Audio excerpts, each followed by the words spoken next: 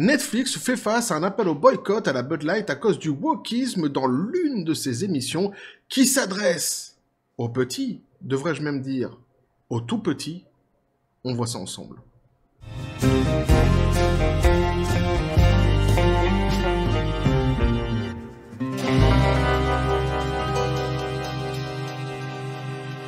Donc si toi tu les avais oubliés, sache que eux, visiblement, n'oublie pas tes enfants. Netflix, évidemment, petit café les copains. Un autre mug, ouais, estampillé Goldoclac aussi, celui-ci, avec une écriture différente du mug que j'avais présenté dans la précédente vidéo. C'est joli aussi, c'est sympathique, moi j'aime bien. Et pour le côté joyeux de la vidéo, ça s'arrête ici, parce qu'on va rentrer évidemment dans le vif du sujet, et un sujet ô combien sérieux. Je vais donc vous lire l'article, je vous donnerai mon avis à la fin, puisque Netflix se retrouve une fois de plus dans une polémique due à son wokisme et à... ici, il y a un message qui est directement en fait envoyé aux plus petits, aux enfants évidemment.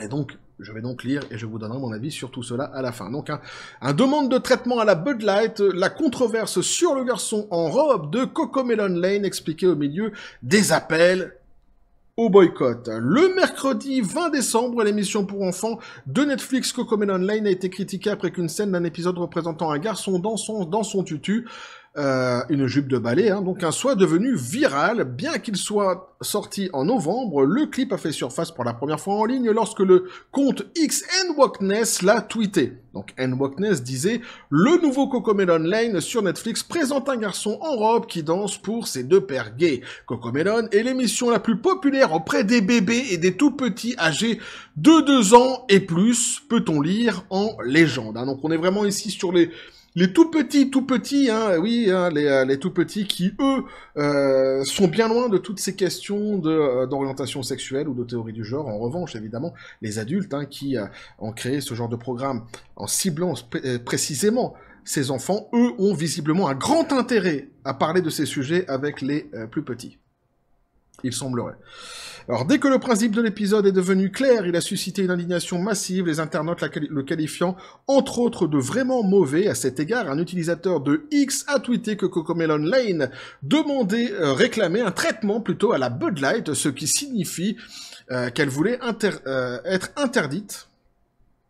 Tout comme la marque Bud Light a été boycottée pour avoir présenté l'influenceur trans Dylan Mulvaney dans sa campagne publicitaire plus tôt cette année. À ceci près, alors pour ceux qui n'ont pas suivi le dossier Bud Light, j'ai fait des vidéos là-dessus, n'hésitez pas à aller les voir, parce que c'est vraiment...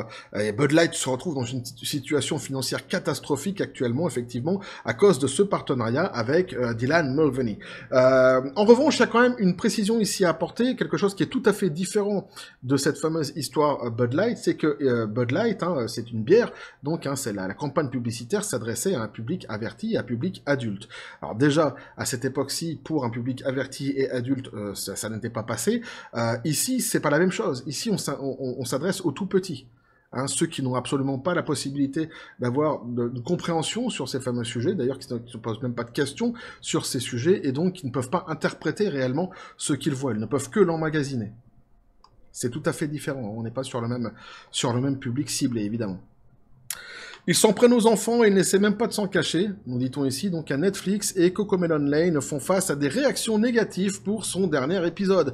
Selon Newsweek, la prétendue scène controversée de Cocomelon Lane faisait partie du 8e épisode de la première saison intitulé Nina's Three-Leg Race. Say She's Nico et Nina shares a treat. Cela montrait un garçon nommé Nico ayant du mal à décider quoi porter pour sa photo de famille, tandis que ses pères gays l'encourageaient à porter et à faire ce qu'il voulait. Dans le clip, désormais viral, on voit, mais c'est important ça, à faire ce qu'il voulait, c'est très important. Et oui, parce qu'on parle d'un enfant ici, évidemment. Dans le clip, donc désormais viral, on voit les papas chanter quelque chose que nous savons de toi. Tu adores te lever et danser. Nico répond instantanément « Oh ouais !» et se transforme rapidement en tutu et en diadème, tandis que ses pères continuent de lui remonter le moral et de lui demander de faire ses mouvements à ses deux plus grands fans. On voit Nico les obliger avec plaisir. Si vous ne savez pas quoi choisir, pensez à toutes les choses que vous aimez faire. Soyez simplement vous-même lorsque vous essayez de prendre une décision. Pensez à toutes les choses que vous aimez faire. Soyez simplement vous-même, chantent les papas en union. Eh oui, c'est très intéressant ici. C'est très intéressant. Cette phrase-ci, exactement là, reflète exactement, en fait, l'idéologie woke et toute la dangerosité de cette idéologie. Et je vais le développer, évidemment, à la fin de la vidéo. Quand Nico demande que je sois juste moi, le père répond avec l'affirmation « Ouais ». Finalement, convaincu, Nico dit « Alors, je serai juste moi ». Dès que cette vidéo de 40 secondes a été publiée en ligne, elle a suscité suffisamment d'intérêt, la plupart des gens ayant demandé le boycott de la série ainsi que de Netflix au motif qu'ils auraient tenté de corrompre l'esprit des enfants. Les gens ont exprimé leur mécontentement à l'idée de permettre à un petit garçon de s'habiller avec des vêtements de fille, avertissement entre parenthèses, parallèlement à la représentation de pères homosexuels. À cet égard, voici quelques-unes des réactions négatives de la section commentaires sous donc le tweet de End Wokeness. Donc je vais juste en lire quelques-uns. Par exemple, ici donc on nous dit Netflix donc cherche les enfants et ne s'en cache même plus. On vit vraiment dans un monde démoniaque. Nous dit-on encore ici. C'est de l'abus sur enfants. Mes enfants ne regarderont pas ça. Ou alors encore ici, voilà la définition de la prédation. Nous dit-on encore sur certains tweets. Donc après, tous les tweets sont quasiment du même acabit, de toute façon ça sert à rien de s'attarder plus dessus.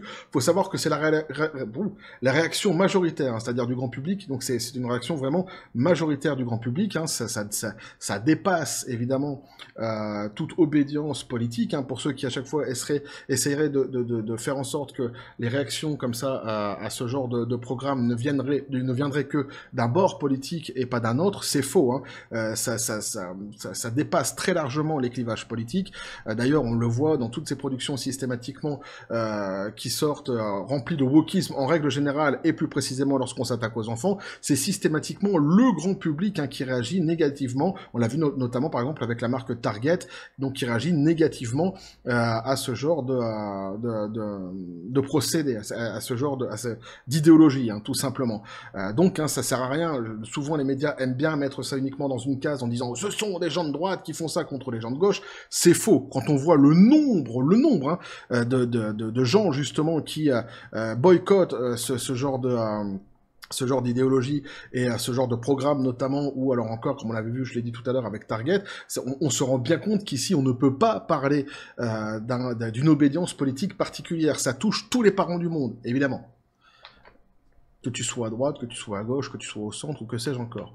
Pour les non-initiés, CoComelon Lane est un spin-off de la populaire série animée pour enfants CoComelon et a été lancée sur Netflix le 17 novembre 2023. Il convient de noter que plus de 500 projets de loi anti-LGBTQ+, circulent à travers les États-Unis, les conservateurs demandant de mettre fin au wokisme et d'arrêter d'influencer les enfants à entreprendre une transition de genre. Eh oui. Parce qu'en réalité, le fond du sujet se situe précisément ici. Et évidemment, eh bien maintenant, je vais le développer. Je vais développer ce que je pense là-dessus. J'en ai déjà parlé de toute façon dans d'autres vidéos, mais je vais évidemment le redire ici. D'abord, ce qu'il faut comprendre, c'est qu'on ne s'adresse pas à un public averti. On ne s'adresse pas à un public qui est capable de se poser d'ailleurs ce genre de questions, qui est capable de comprendre, et qui est bien loin, en fait, de toute question qui serait des questions de théorie du genre, ou de questions d'orientation sexuelle. On parle des tout petits, qui ne demandent qu'à avoir du rêve, quelque part, lorsqu'ils regardent un divertissement à la télé. Ces gens-là le savent très bien. Ces gens qui envoient ces messages-ci le savent très bien. Alors d'abord, on pourrait se poser la question de savoir, mais qui sont-ils réellement ? Pourquoi se donnent-ils le droit, comme ça, de venir éduquer sur des questions aussi importantes, les enfants dans leur salon ? Qui sont-ils vraiment ? Sont-ils des spécialistes ? Tu vois, déjà, tu pourrais te poser la question. Et quand bien même ce seraient des spécialistes, il serait quand même de bon ton de demander d'abord aux parents s'ils sont d'accord qu'on vienne discuter avec les enfants sur ce genre de sujet-là. Ça, c'est évidemment la première chose que je pourrais dire là-dessus. Mais il y a quelque chose de vraiment plus grave là-dedans. Évidemment, et oui, pourquoi ils s'adressent ici aux enfants et pas à des gens, pas à un public averti, des gens qui seraient capables de leur répondre, de leur poser des questions, ou même des gens qui eux-mêmes, peut-être dans leur vie, se posent même des questions sur leurs orientations sexuelles ou que sais-je encore. Pourquoi ils ne s'adressent pas à ces gens-ci particulièrement ? Pourquoi vont-ils chercher les tout petits ? Eh bien, en fait, la réponse est dans le dessin animé, lorsque les parents disent « tu peux faire exactement ce que tu veux, c'est toi qui choisis ». Eh oui, c'est toi qui choisis. Ce qui veut dire, en fait, que l'enfant est capable, en fait, selon eux, serait capable, en tous les cas, c'est ce qu'ils prétendent de dire, que l'enfant serait capable de reconnaître sa propre sexualité, de reconnaître donc ses orientations aussi sexuelles, Et aussi qu'il aurait surtout, d'ailleurs devrais-je dire, pris conscience de ce qu'est la sexualité et de son corps.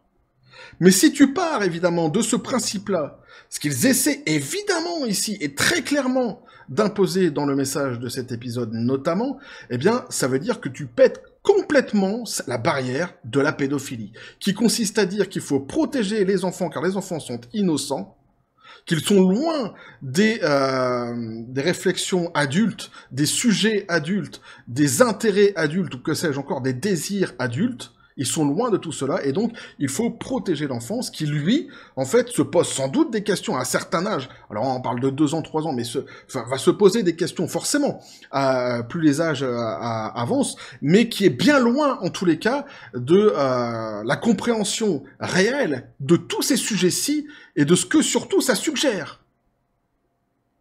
Là, quand tu commences à dire qu'un enfant est capable de choisir des petits, l'enfant il a quoi, il a 3, 4, 5 ans là dans l'épisode, j'en sais rien, tu vois, mais en tous les cas, ça s'adresse à ces enfants-ci, aux plus petits. Dès que tu commences à dire que l'enfant est capable de reconnaître sa sexualité, de prendre conscience de son corps et de sa sexualité, et qu'il est capable de choisir et de décider pour lui-même, évidemment, tu pètes cette fameuse barrière de la pédophilie, et là tout est permis.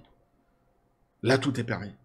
Et c'est ça qui est grave en fait. C'est ça qui est grave. Ce que je veux dire aussi, ce que je voudrais rajouter, c'est que on est bien d'accord que donc les enfants n'ont pas ce genre de pensée quand ils sont petits. Hein. Il faut vraiment être un taré, être un gros malade pour penser que les enfants aient ce genre de pensée quand ils sont petits.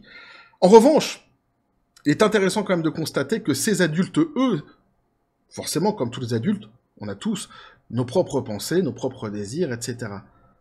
Leur fixation à eux, c'est d'aller chercher ces enfants. C'est-à-dire que dans leur tête, ce qu'ils n'arrivent pas à ôter, c'est le lien entre orientation sexuelle, théorie du genre et l'enfance. Là, ça suggère quand même d'être un gros malade dans sa tête, d'être un gros détraqué dans sa tête. Si eux, les enfants, n'y pensent pas lorsqu'ils sont tout petits comme ça dans leur salon et qu'ils regardent un épisode, ces gens-là ont pensé, eux, par contre, aux enfants, pour leur parler de ces sujets-là. C'est ça qui suscite une telle colère de la part des parents. Et ça sert à rien pour ceux qui disent « Ouais, mais c'est que l'aile droite. » Non, non, non, non, non, non, non. Je vous assure, ça dépasse absolument tous les bords politiques, ça dépasse tous les clivages. Il suffit ne serait-ce que de prendre le pouls, demander autour de vous, vous verrez. Vous avez des gens qui sont d'obédience de gauche, des gens qui sont d'obédience de droite, peu importe. Mais de toute façon, alors il y a toujours une minorité qui défendent cela, qui sont très contents qu'on vienne parler de sexualité avec les enfants, et qui vous expliqueront par A plus B que non, mais c'est bien, parce que tu te rends compte, il y a des questions. Ouais, moi, quand j'avais 3 ans, voilà. Les tarés, c'est les débiles. Ça fait des siècles qu'on le sait tous, de toute façon, que tout le monde protège au maximum les enfants, justement, sur ce genre de questions-ci, mais parce que l'idéologie woke, maintenant, est venue remettre ça sur le tableau, sur la table, parce qu'ils adorent venir chercher les enfants sur ces sujets-ci, alors tous ceux qui, eux, avaient cette perversité quelque part dans le coin de leur tête, s'intéressent maintenant davantage au sujet et viennent te raconter que non, mais c'est toi, en fait, qui est réactionnaire, qui est machin, c'est bien de parler de sexe avec des gosses.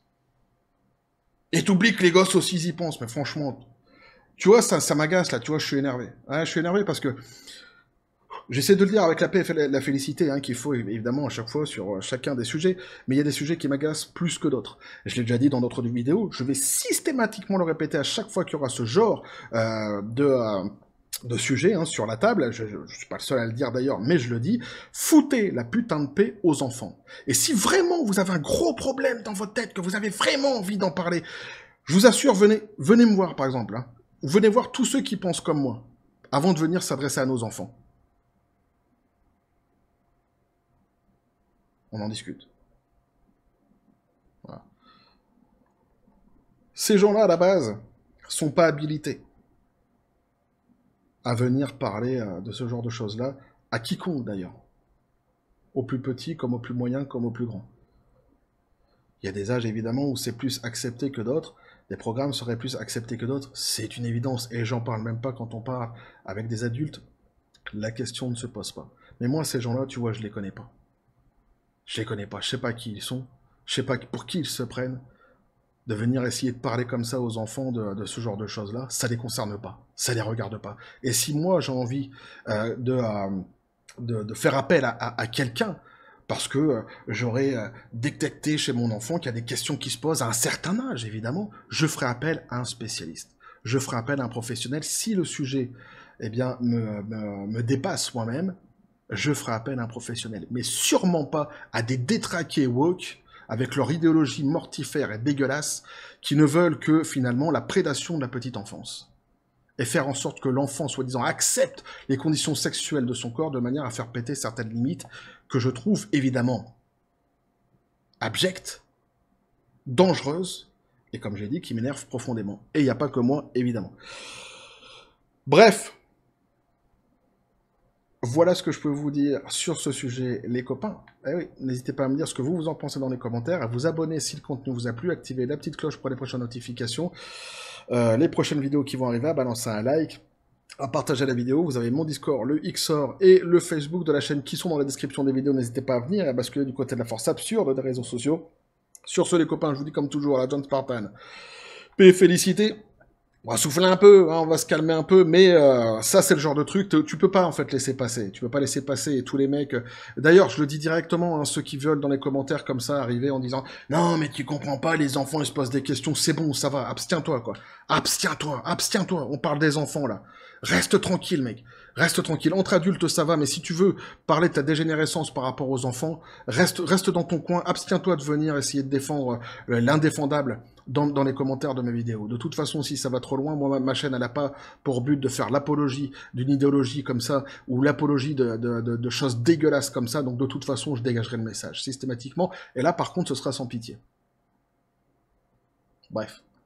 Et que la force soit avec vous.